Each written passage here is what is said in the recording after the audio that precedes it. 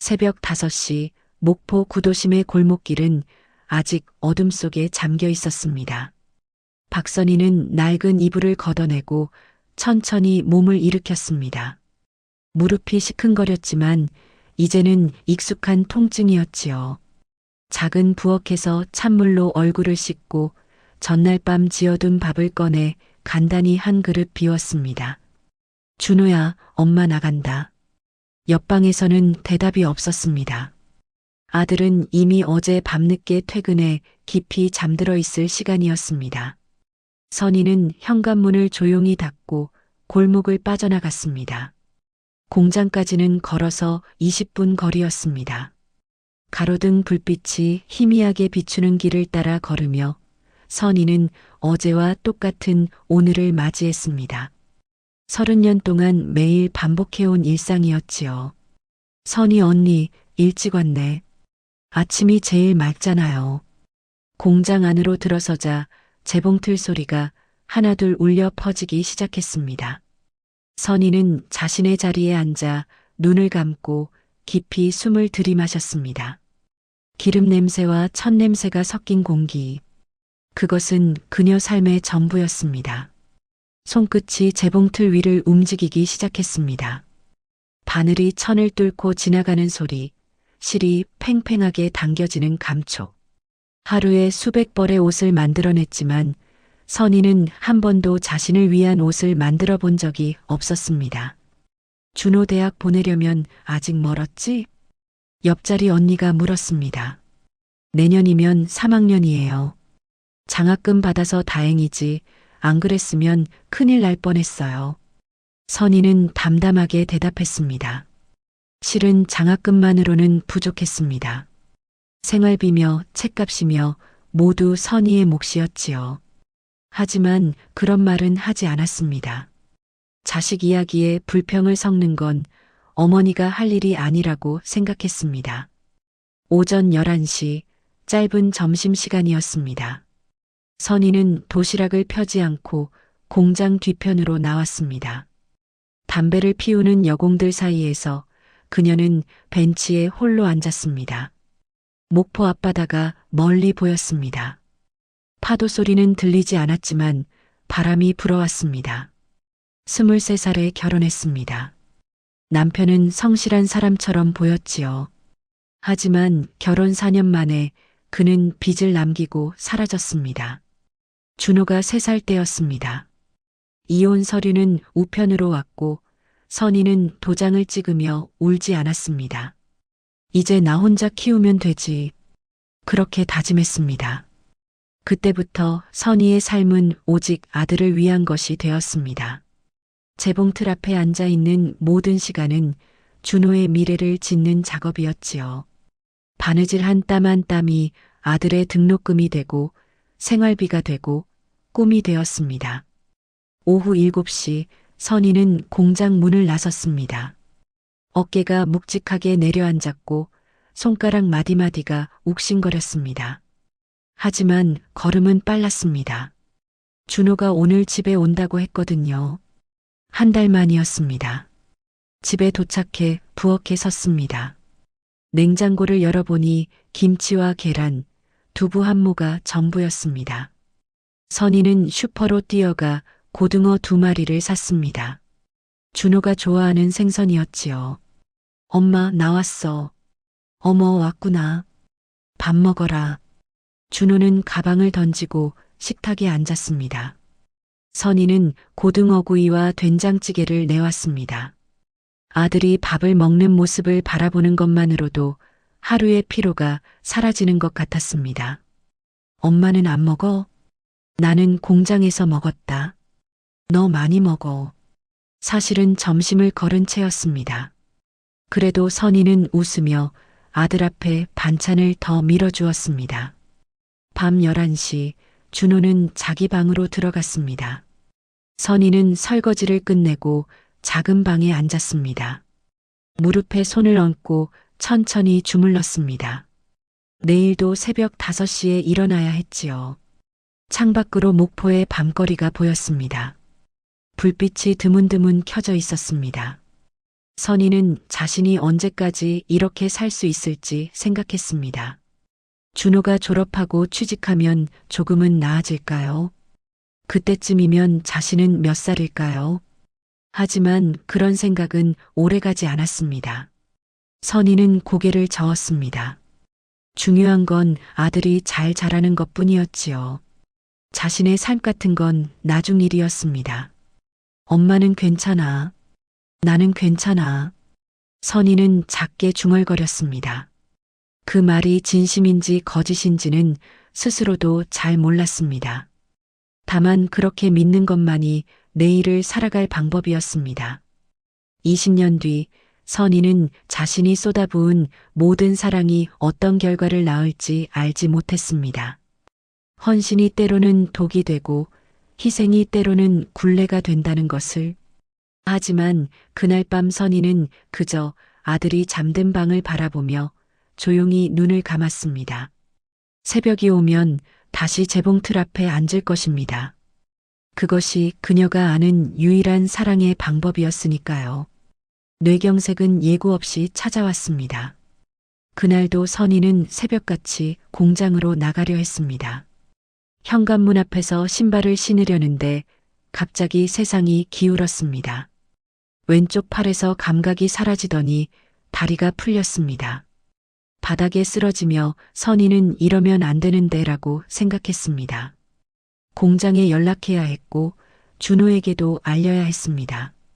하지만 입이 떨어지지 않았습니다. 이웃 김영자 아주머니가 신문 가지러 나왔다가 발견했습니다. 구급차가 왔고 선희는 병원으로 실려갔습니다. 진단은 뇌경색, 왼쪽 신체 마비였습니다. 보호자분 오셨습니까? 네, 제가 아들입니다. 준호는 서울에서 내려왔습니다. 사흘 만이었습니다. 회사 일이 바빠서 바로 못 왔다고 했지요. 선희는 병상에 누워 아들의 얼굴을 보며 안도했습니다. 입이 제대로 움직이지 않아 말은 할 수 없었지만 눈빛으로 고마움을 전했습니다. 엄마, 걱정 마. 내가 다 알아서 할게. 준호는 의사와 상담하고 서류를 챙기고 병실을 오갔습니다. 선희는 아들이 이렇게 의젓해 보인 적이 없다고 생각했습니다. 그동안 키운 보람이 있구나 싶었지요. 한 달 뒤 선희는 퇴원했습니다. 왼쪽 몸은 여전히 마비된 채였지만 재활 치료를 받으면 좋아질 거라고 의사가 말했습니다. 준호가 말했습니다. 엄마, 나 회사 그만뒀어. 앞으로 내가 엄마 돌볼게. 그러면 안 되지. 내 생활은 어떡하고. 엄마 생각만 해. 나는 괜찮아. 선희는 불안했습니다. 아들이 자기 인생을 포기하는 것 같았거든요. 하지만 몸이 말을 듣지 않았습니다. 혼자서는 화장실도 가기 힘든 상태였지요. 선희는 고개를 끄덕일 수밖에 없었습니다. 처음 몇 주는 괜찮았습니다. 준호는 약을 챙겨주고 식사를 준비하고 몸을 씻겨주었습니다. 선희는 아들의 정성에 눈물이 났습니다. 세상에 이런 효자가 또 있을까 싶었지요. 영자 아줌마가 문병 온대요. 아, 오늘은 좀 엄마 컨디션이 안 좋아서 그래도 잠깐이라도 엄마 무리하면 안 돼. 내가 안 된다고 할게. 준호는 현관문을 열지 않았습니다. 밖에서 김영자의 목소리가 들렸습니다. 준호야, 아주머니야. 선희 언니 얼굴 좀 보고 싶은데. 죄송해요, 아주머니. 어머니가 지금 주무시고 계세요. 다음에 연락드릴게요. 발소리가 멀어졌습니다. 선희는 방 안에서 그 소리를 들었습니다. 가슴 한쪽이 답답했지만 아들이 자기를 걱정해서 그러는 거라고 생각했습니다. 일주일 뒤 요양보호사가 왔습니다. 구청에서 보내준 분이었지요. 하지만 준호는 문 앞에서 막았습니다. 저희는 괜찮습니다. 제가 직접 돌볼 거예요. 그래도 전문가가 도와드리는 게 필요 없어요. 나가주세요. 요양보호사는 난처한 표정으로 돌아갔습니다. 선희는 그 모습을 창문 너머로 보았습니다. 왜인지 모르게 불안이 커졌습니다. 준호야, 그래도 도움은 받는 게. 엄마, 남한테 엄마 못 맡기기 싫어. 내가 할게. 아들의 말은 단호했습니다. 선희는 더 이상 말하지 못했습니다. 아들이 화내는 모습을 보고 싶지 않았거든요. 시간이 지나면서 이상한 일들이 생겼습니다. 휴대폰이 사라졌습니다. 침대 옆에 두었던 건데 어느 날부터 보이지 않았지요. 준호야, 내 휴대폰 어디 갔니? 엄마, 요즘 스마트폰 보면 눈 나빠져. 필요한 거 있으면 내가 다 해줄게. 그래도 엄마는 그냥 쉬기만 해. 나한테 맡겨. 선희는 더 이상 묻지 못했습니다. 아들의 목소리에 짜증이 섞여 있었거든요. 재활병원 예약도 취소되었습니다. 준호가 말했습니다. 엄마, 병원 가면 피곤해. 집에서 내가 운동시켜줄게. 의사 선생님이 재활치료 받으라고. 내가 알아서 해. 엄마는 몸이나 추스르 하고. 하지만 준호는 운동을 시켜주지 않았습니다. 선희는 하루 종일 방 안에 누워 있었습니다. 다리는 점점 굳어갔고 팔은 더 이상 움직이지 않았습니다. 창밖의 계절이 바뀌었습니다. 선희는 시간이 얼마나 흘렀는지 알 수 없었습니다. 달력도 시계도 보이지 않았거든요. 준호는 하루에 2번 방에 들어와 밥을 주고 나갔습니다. 밥 먹어. 고마워. 빨리 먹어. 나 바빠. 아들의 말투는 날카로워졌습니다. 선희는 떨리는 손으로 숟가락을 들었습니다. 밥을 입에 넣는데 목이 메었습니다. 슬픔 때문이 아니라 삼키는 것조차 힘들어졌기 때문이었지요. 어느 날 밤 선희는 화장실에 가고 싶었습니다.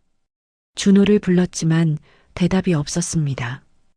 혼자 일어나려 했지만 다리가 말을 듣지 않았습니다. 침대에서 굴러떨어졌고 바닥에 그대로 누워 있었습니다. 준호야, 준호야. 목소리는 나오지 않았습니다. 입술만 떨릴 뿐이었지요. 선희는 천장을 바라보았습니다. 형광등 불빛이 눈에 아렸습니다. 새벽이 되어서야 준호가 방문을 열었습니다. 왜 바닥에 있어? 화난 목소리였습니다. 준호는 선희를 침대에 던지듯 올렸습니다. 어깨가 부딪혀 아팠지만 선희는 소리 내지 못했습니다. 혼자 움직이려고 하지 마. 위험하다고. 미안해. 맨날 미안하기만 하네. 준호는 문을 쿵 닫고 나갔습니다. 선희는 이불을 덮고 눈을 감았습니다. 눈물이 흘렀지만 닦을 힘도 없었습니다. 이것이 사랑일까요? 선희는 생각했습니다. 자신이 평생 아들에게 쏟아부은 것도 이런 모습이었을까요? 돌봄이라는 이름으로 아들을 올감했던 건 아닐까요? 하지만 그런 생각은 죄책감을 불러왔습니다. 선희는 고개를 저었습니다. 아들을 의심하는 자신이 나쁜 엄마 같았거든요. 그래도 아들이니까. 선희는 작게 중얼거렸습니다. 그 말로 스스로를 달래는 수밖에 없었습니다. 벽 너머로 준호의 목소리가 들렸습니다. 누군가와 통화하는 것 같았지요. 아니, 괜찮아. 엄마는 내가 알아서 해. 신경 쓰지 마. 목소리는 밝았습니다. 방금 전 자신에게 던진 날카로운 말투와는 달랐지요. 선희는 그 차이가 무섭게 느껴졌습니다. 밤이 깊어졌습니다. 선희는 어둠 속에서 눈을 뜨고 있었습니다. 도와달라고 말해야 할까요? 하지만 누구에게요? 전화도 없고 사람도 오지 않는데. 그리고 무엇보다 아들을 고발하는 것 같아서 두려웠습니다. 선희는 자신이 갇혀 있다는 것을 깨닫지 못했습니다. 아니, 깨닫고 싶지 않았는지도 모릅니다. 인정하는 순간 모든 것이 무너질 것 같았거든요.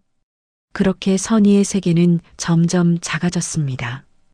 방 하나, 침대 하나, 그리고 아들의 발소리만 남은 세계로 선희는 더 이상 시간의 흐름을 알 수 없었습니다.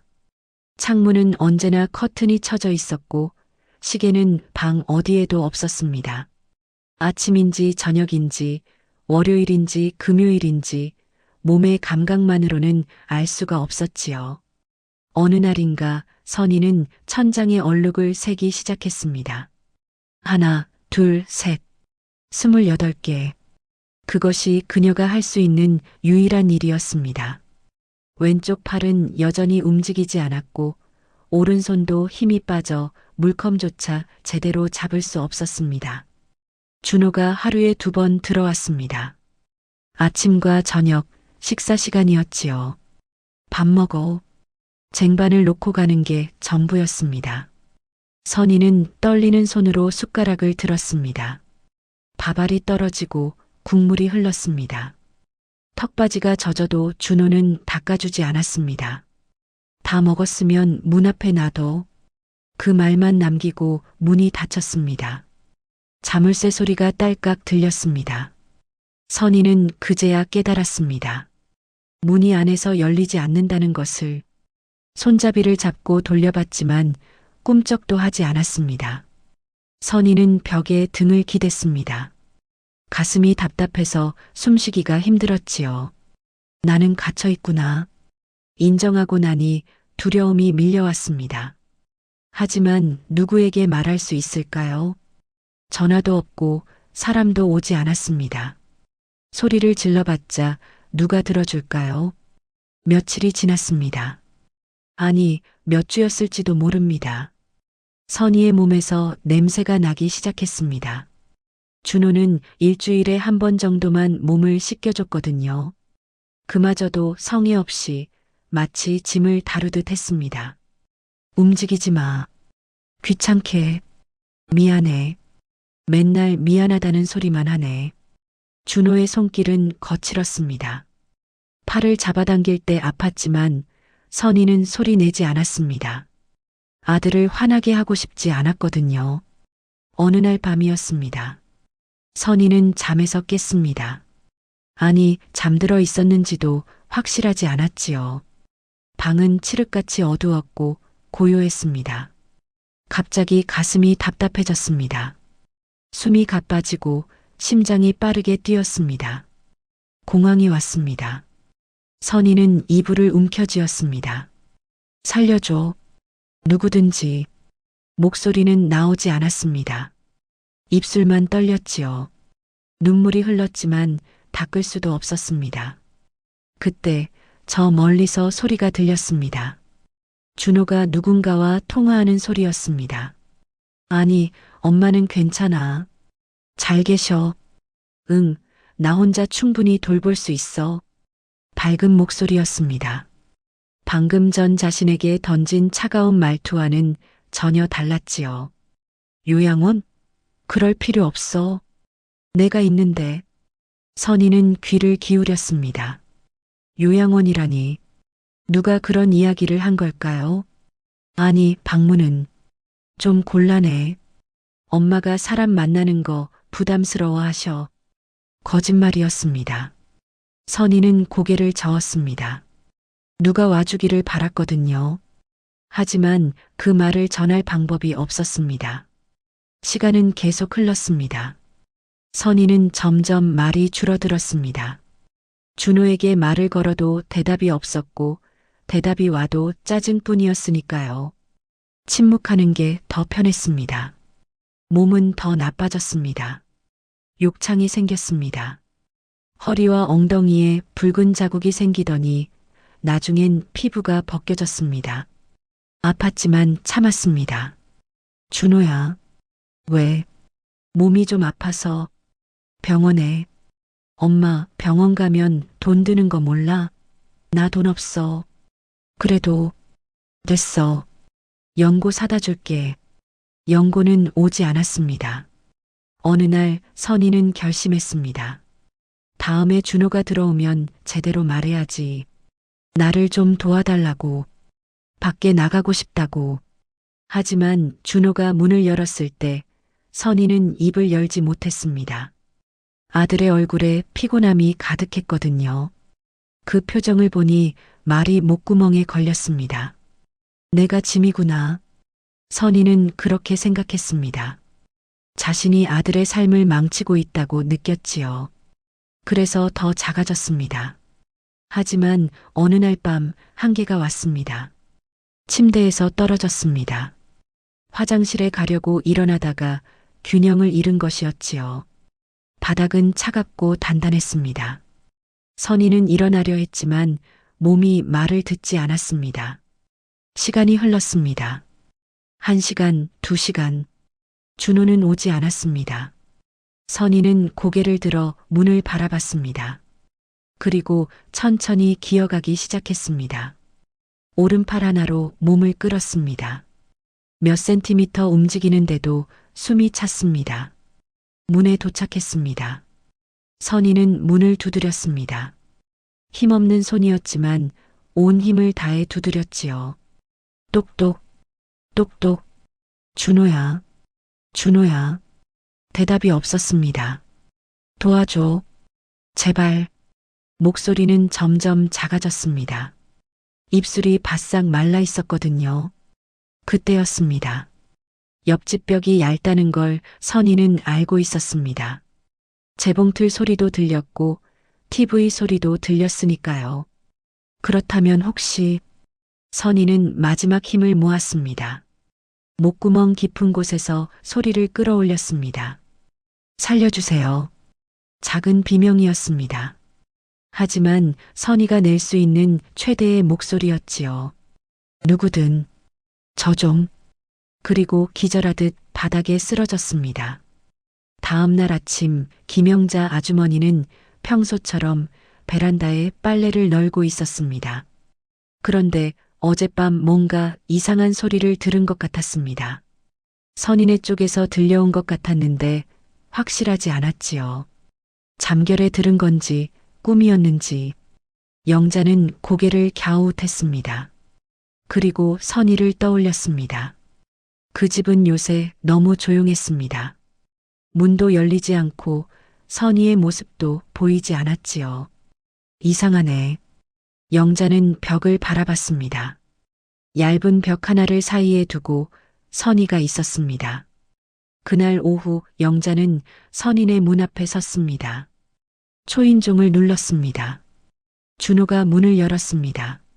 네, 준호야, 아주머니야. 선희 언니 좀 뵐 수 있을까? 아, 어머니 지금 주무세요. 그래. 근데 어젯밤에 이상한 소리가 들린 것 같아서. 준호의 얼굴이 굳었습니다. 무슨 소리요? 그냥 누가 부르는 것 같은. 아니다. 내가 잘못 들었나 보네. 네, 아무 일도 없었어요. 어머니 편히 주무시고 계세요. 문이 닫혔습니다. 영자는 돌아섰습니다. 하지만 발걸음이 떨어지지 않았습니다. 뭔가 이상했거든요. 준호의 표정, 목소리, 그리고 너무 빨리 닫힌 문. 집으로 돌아온 영자는 휴대폰을 꺼냈습니다. 그리고 한참을 망설이다가 번호를 눌렀습니다. 여보세요, 119입니까? 얇은 벽 하나 너머에서 선희는 여전히 바닥에 쓰러져 있었습니다. 의식은 희미했지만 그녀는 알 수 없는 예감을 느꼈습니다. 무언가 변하고 있었습니다. 10년의 침묵이 깨지려 하고 있었습니다. 다시 태어나는 몸, 다시 세워지는 마음. 선희가 눈을 떴을 때 천장이 달랐습니다. 하얀 천장, 형광등, 그리고 소독약 냄새. 병원이었습니다. 선희는 천천히 고개를 돌렸습니다. 옆에 누군가 앉아 있었지요. 어르신 깨셨어요? 낯선 여자였습니다. 하얀 가운을 입고 있었습니다. 저는 사회복지사 한지원이에요. 괜찮으세요? 선희는 대답 대신 눈을 감았습니다. 눈물이 흘렀습니다. 슬퍼서가 아니었습니다.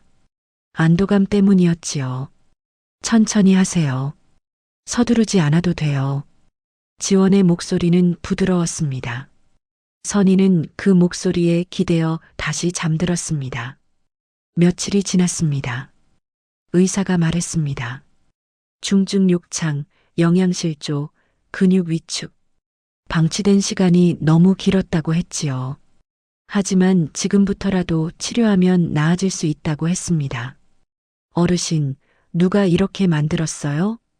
의사가 조심스럽게 물었습니다. 선희는 입술을 떨었습니다. 아들분이요? 선희는 고개를 끄덕였습니다. 그것만으로도 온 힘을 다한 것 같았습니다. 알겠어요. 더 이상은 안 물어볼게요. 지금은 쉬세요. 경찰이 왔습니다. 조사가 진행되었습니다. 준호는 체포되었습니다. 선희는 그 소식을 들었을 때 아무 말도 하지 못했습니다. 기쁨도 슬픔도 아닌 복잡한 감정이었지요. 그저 텅 빈 느낌만 있었습니다. 어르신, 이제는 어르신만 생각하셔도 돼요. 지원이 말했습니다. 하지만 혼자가 아니에요. 우리가 있잖아요. 선희는 지원을 바라봤습니다. 그 말이 믿어지지 않았습니다. 하지만 믿고 싶었습니다. 한 달 뒤 선희는 공공임대 재활주택으로 이사했습니다. 목포에서 조금 떨어진 곳이었습니다. 작은 방 하나, 부엌, 화장실. 그것이 전부였지만 선희에게는 궁전 같았습니다. 창문을 열면 햇빛이 들어왔고 문은 안에서 열렸습니다. 어르신, 제가 주 3회 방문할게요. 재활운동 도와드릴게요. 재활치료사 정민서가 말했습니다. 젊고 활기찬 여성이었지요. 저, 괜찮을까요? 물론이죠. 시작해볼까요? 첫 운동은 손가락을 움직이는 것이었습니다. 하나, 둘, 셋. 천천히요. 선희의 오른손 검지가 떨렸습니다. 몇 밀리미터 움직였을까요? 하지만 움직였습니다. 잘하셨어요. 민서가 박수를 쳤습니다. 선희는 자신의 손가락을 바라봤습니다. 눈물이 났습니다. 이렇게 작은 걸로. 작은 게 아니에요. 시작이에요. 다음 주에는 손목을 움직였습니다. 그 다음 주에는 팔을 들어 올렸습니다. 조금씩, 아주 조금씩이었지만 변화가 있었습니다. 어느 날 선희는 물컵을 잡았습니다. 손이 떨렸습니다. 물이 흔들렸습니다. 하지만 쏟지 않았습니다. 입에 가져갔고 한 모금 마셨습니다. 그 순간 세상이 달라 보였습니다. 나, 할 수 있구나. 선희는 중얼거렸습니다. 민서가 옆에서 웃었습니다. 항상 할 수 있었어요. 기회가 없었을 뿐이죠. 심리 상담도 시작했습니다. 한지원 상담사가 일주일에 한 번 찾아왔습니다. 처음에는 말이 없었습니다. 선희는 무슨 말을 해야 할지 몰랐거든요. 어르신, 오늘 기분이 어때요? 모르겠어요. 괜찮아요. 천천히 느껴보세요. 시간이 흐르며 선희는 조금씩 말문을 열었습니다. 제가 잘못한 걸까요? 무엇을요? 아들을 그렇게 키운 게 제가 너무 많이 해줘서 아들이 그렇게 된 건 아닐까요? 지원은 잠시 침묵했습니다. 그리고 말했습니다. 어르신의 사랑이 잘못된 게 아니에요. 하지만 사랑이 통제가 되면 안 되죠. 준호 씨도 똑같은 실수를 한 거예요. 돌봄이라는 이름으로 어르신을 통제했죠. 선희는 천천히 고개를 끄덕였습니다. 이제는 어떻게 해야 하나요? 어르신 자신을 돌보세요. 그게 첫 번째예요. 그날 밤 선희는 오랜만에 깊이 잠들었습니다. 계절이 바뀌었습니다. 선희는 이제 지팡이를 짚고 걸을 수 있었습니다. 느렸지만 혼자 힘으로 걸었습니다. 화장실도 부엌도 현관문까지. 어느 날 민서가 말했습니다. 어르신, 시니어 센터 가보시는 건 어때요? 거기서 사람들도 만나고 프로그램도 있어요. 저 사람 만나는 게 무섭죠? 이해해요. 하지만 혼자 있는 것보다 함께 있는 게 더 빨리 나아요. 선희는 망설였습니다. 하지만 결국 고개를 끄덕였습니다. 시니어 센터는 생각보다 밝았습니다. 노인들이 모여 이야기하고 차를 마시고 게임을 했습니다. 선희는 구석에 조용히 앉아 있었습니다. 처음 오셨어요? 옆에 앉은 남자가 말을 걸었습니다. 70대 초반으로 보이는 온화한 얼굴이었지요. 네. 저는 이성우라고 해요. 여기 자주 와요. 박선희예요. 반갑습니다. 성우는 더 이상 묻지 않았습니다. 그냥 옆에 앉아 차를 마셨지요. 선희는 그 침묵이 편했습니다. 그날 이후로 선희는 일주일에 2번 센터에 갔습니다. 성우는 항상 그 자리에 있었고 조용히 인사했습니다. 말이 많지 않은 사람이었지만 그래서 더 편했습니다. 어느 날 성우가 물었습니다.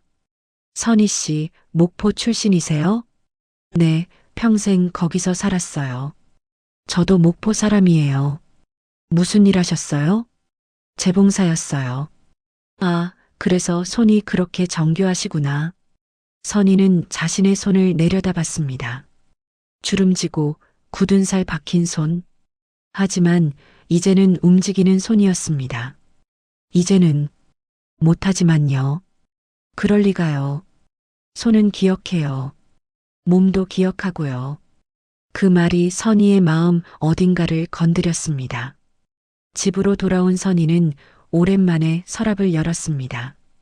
재활주택으로 올 때 가져온 몇 가지 물건 중에 작은 바느질 세트가 있었습니다. 선희는 바늘을 집었습니다. 손이 떨렸지만 실을 꿰었습니다. 한 땀, 2땀, 1000조각을 꿰매기 시작했습니다. 눈물이 났습니다.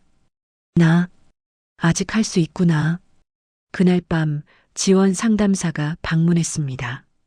어르신, 표정이 밝아지셨네요. 오늘 바느질을 했어요. 정말요? 어떠셨어요? 제가 살아있는 것 같았어요. 지원은 미소 지었습니다. 어르신, 고통을 견딘 사람이 아니에요. 네, 살아남은 사람이에요. 그리고 지금은 다시 살아가는 사람이죠. 선희는 그 말을 곱씹었습니다. 살아남았다. 그리고 살아가고 있다. 창밖으로 저녁 햇살이 들어왔습니다.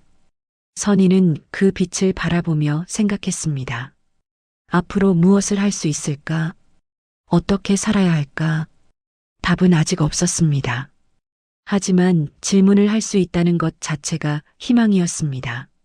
선희는 처음으로 자신이 피해자가 아닌 주인공임을 받아들이기 시작했습니다.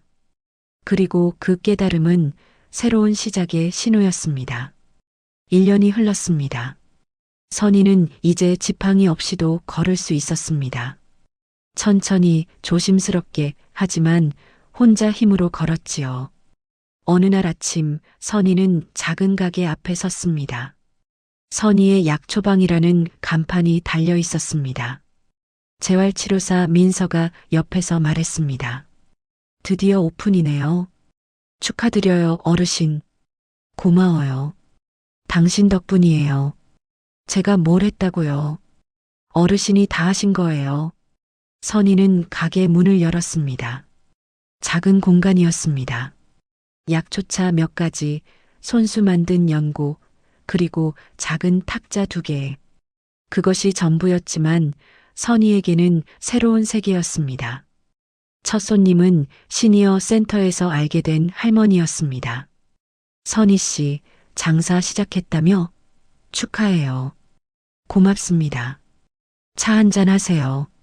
이거 얼마예요? 그냥 드세요. 오늘은 개업일이니까요. 할머니는 차를 마시며 말했습니다. 이거 맛있네. 뭐가 들어갔어? 도라지, 생강, 대추요. 목에 좋아요. 목이 칼칼했는데 딱이네. 입소문이 났습니다. 동네 할머니들이 하나둘 찾아왔습니다. 차를 마시고 이야기를 나누고 연고를 사갔습니다. 어느 날 한 할머니가 말했습니다. 선희 씨, 당신 손 참 좋아. 이 연고 바르니까 무릎이 한결 나아졌어. 정말요? 다행이네요. 그런데 당신 어디 아팠었지? 손이 좀 불편해 보이던데. 선희는 잠시 말을 멈췄습니다. 그리고 천천히 말했습니다. 네, 아팠어요. 오래 아팠죠. 지금은 괜찮아? 지금은 괜찮아요. 아니, 괜찮아지고 있어요. 할머니는 선희의 손을 잡았습니다. 잘 됐네. 살아있는 게 제일이야. 선희는 고개를 끄덕였습니다. 눈시울이 뜨거웠지만 참았습니다. 가게 문을 연 지 석 달쯤 되었을 때 지역 복지관에서 연락이 왔습니다. 어르신, 혹시 강연해 주실 수 있으세요? 강연이요? 네, 노인학대 예방 교육인데요. 실제 경험을 나누시면 도움이 될 것 같아서요. 선희는 망설였습니다. 자신의 이야기를 낯선 사람들 앞에서 한다는 게 두려웠거든요. 제가 잘할 수 있을까요? 완벽하지 않아도 돼요. 진심만 전하시면 돼요. 일주일 뒤 선희는 복지관 강당에 섰습니다. 20명 정도의 사람들이 앉아 있었습니다. 대부분 노인들이었고 몇몇 젊은 사회복지사들도 있었지요. 선희는 떨리는 목소리로 시작했습니다. 저는 평생 재봉사로 살았습니다. 사람들이 귀 기울였습니다. 아들을 혼자 키웠어요. 힘들었지만 행복했습니다. 아들이 잘 크는 게 제 전부였으니까요. 선희는 잠시 숨을 고르고 계속했습니다. 그런데 제가 병으로 쓰러진 후 아들이 저를 가뒀습니다. 강당이 조용해졌습니다. 처음엔 몰랐어요. 아들이 날 돌보는 거라고 생각했죠. 하지만 시간이 지나며 알게 됐습니다. 돌봄이 아니라 감금이었다는 걸. 선희는 청중을 바라봤습니다. 10년 동안 방 하나에 갇혀 살았습니다. 누구도 만나지 못했고 아무데도 갈 수 없었어요. 한 할머니가 눈물을 닦았습니다. 왜 그랬을까요? 왜 저는 그걸 참았을까요?